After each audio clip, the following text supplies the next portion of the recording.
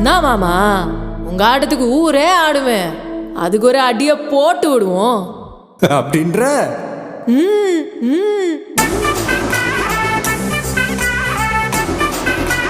ம்.